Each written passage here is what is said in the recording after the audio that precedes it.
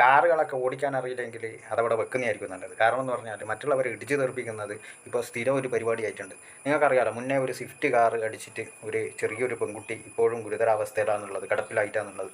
അപ്പോൾ ആ പുള്ളീനെ അറസ്റ്റ് ചെയ്തതെന്ന് പറഞ്ഞാൽ ഇപ്പാണ് അറസ്റ്റ് ചെയ്തത്. വിദേശത്തേക്ക് മുങ്ങിയിട്ട് പുള്ളീനെ ഇപ്പാണ് കിട്ടിയിട്ടുള്ളത്. അപ്പോൾ സംഭവം ഞാൻ പറയട്ടെ, നമുക്കെന്ന് പറഞ്ഞാൽ പിന്നെ എന്താ പറയണ്ട, ഒരാളെ ഇടിച്ച് തെറിപ്പിച്ച് കഴിഞ്ഞാൽ തന്നെ അവർ മരണപ്പെട്ടാൽ ഒരു തരത്തിലുള്ള ആക്ഷനും കാര്യങ്ങളും ഒന്നും വരുന്നില്ല. കാരണം എന്ന് പറഞ്ഞാൽ അതൊക്കെ പണം കൊടുത്തിട്ടും സ്വാധീനിച്ചിട്ടും ഒക്കെ ഒതുക്കുന്ന ആൾക്കാരാണ്. കാരണം എന്ന് വെച്ചാൽ കാറുള്ളവരുടെ കാര്യം നിങ്ങൾക്കറിയാമല്ലോ, അത്യാവശ്യം പൈസ ഉള്ളവരാണ് ഈ വലിയ വലിയ കാറുകളൊക്കെ എടുക്കുക. പിന്നെ ചെറിയ കാറുകളും എടുക്കുന്നവരുണ്ട്. പക്ഷേ എന്ന് വെച്ചാൽ എന്തെങ്കിലും നടന്നു കഴിഞ്ഞാൽ തന്നെ, അപകടമൊക്കെ നടന്നു കഴിഞ്ഞാൽ തന്നെ അവരതിൽ നിന്ന് തല ഊരുന്നുണ്ട്. അപ്പോൾ ഇന്നലെ കണ്ടൊരു വീഡിയോ ആണ്. അപ്പോൾ അത് ഈ ഒരു കാർ എന്ന് പറഞ്ഞാൽ പുതിയ ബ്രീസയാണ്, ഇറ്റാറ ബ്രീസ.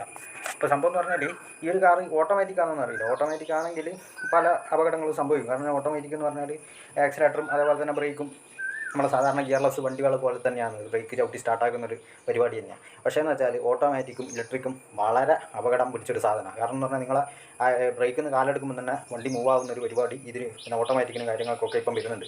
എനിക്ക് ശരിക്കും അറിയില്ല, പക്ഷേ പറഞ്ഞു കേട്ടിടത്തോളം അങ്ങനെ ഒരു സംവിധാനത്തിലാണ് ഇലക്ട്രിക്കും കാര്യങ്ങളൊക്കെ വരുന്നത്. അതായത് നോർമൽ ഗിയർ ഓടിച്ചവർക്ക് ഓട്ടോമാറ്റിക് ഓടിക്കാൻ പറ്റാത്ത ഒരവസ്ഥയൊക്കെ വരും. പക്ഷേ എന്നാലും എന്ന് പറഞ്ഞാൽ നമ്മൾ ശ്രദ്ധിക്കേണ്ട ഒരു കാര്യം എന്ന് പറഞ്ഞാൽ ഇത്രയും സ്പീഡിലൊക്കെ ഒരു ബസ് കാത്ത് നിൽക്കുന്ന ഒരു പാവം എന്താ പറയണ്ട ഒരു അമ്മമ്മേനെ ഇടിച്ച് തെറിപ്പിക്കുക എന്ന് പറഞ്ഞാൽ നിങ്ങൾ ആ വീഡിയോ കണ്ടാൽ മനസ്സിലാവും. അത്രയും ഭയാനകമായിട്ടുള്ള ആ ഒരു അവസ്ഥയാണ് ആ സമയം ഉണ്ടായത്. അപ്പോൾ അതിൻ്റെ തൊട്ടടുത്ത് നിന്ന് പെണ്ണുങ്ങൾ എന്തോ ഒരു ഭാഗ്യത്തിന് രക്ഷപ്പെട്ടു, പക്ഷേ അവർക്കും പരിക്കുണ്ട്.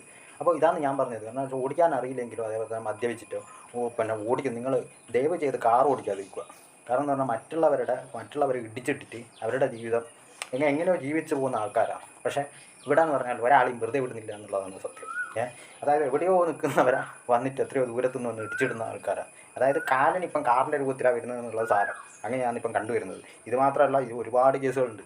പക്ഷേ ഇത് തന്നെ ഇതുപോലെ തന്നെ ഒതുക്കി തീർത്തിട്ട് പിന്നെ രക്ഷപ്പെടുന്നവരായിരിക്കും പകുതി. പിന്നെയെന്ന് പറഞ്ഞാൽ സൈക്കോ ടീമുകളൊക്കെ ഇടിച്ചിട്ടിട്ട് പോകുന്നവരുണ്ട്. അതിപ്പോൾ നമുക്കൊന്നും പറയാൻ പറ്റില്ല.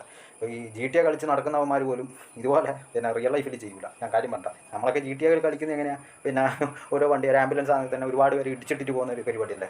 ഏത് കാറായാലും ഇടിച്ചിട്ട് പോകും. പക്ഷേ എന്ന് വെച്ചാൽ റിയൽ ലൈഫിൽ ഒരിക്കലും നമുക്ക് ചെയ്യാൻ പറ്റില്ല, നോർമൽ മൈൻഡിൽ ചെയ്യാൻ പറ്റില്ല. ഇതെന്നാ സംഭവം എന്നുള്ളത് അറിയില്ല. ലഹരിൻ്റെ ആണോ, ഇനിയിപ്പോൾ വണ്ടി അറിയാത്തതാണോ, ഇനി ഓട്ടോമാറ്റിക് എടുത്തിട്ട് പെട്ടുപോയതാണോ, അല്ലെങ്കിൽ വേറെ എന്തെങ്കിലും രീതിക്കാവാം. പക്ഷേ എന്ന് വെച്ചാൽ റോങ് സൈഡിലൂടെ കയറി വന്നിട്ട് കൺട്രോൾ പോയിട്ട് കയറിയതാണെന്നുള്ളത് കാണുമ്പോൾ മനസ്സിലാകുന്നുണ്ട്. പക്ഷേ എങ്ങനെയാണ് ആ കൺട്രോൾ വിട്ടത്, ഈ പുള്ളി മദ്യലഹരിയിലാണെന്ന് ഒന്നും നമുക്ക് പറയാൻ പറ്റില്ല.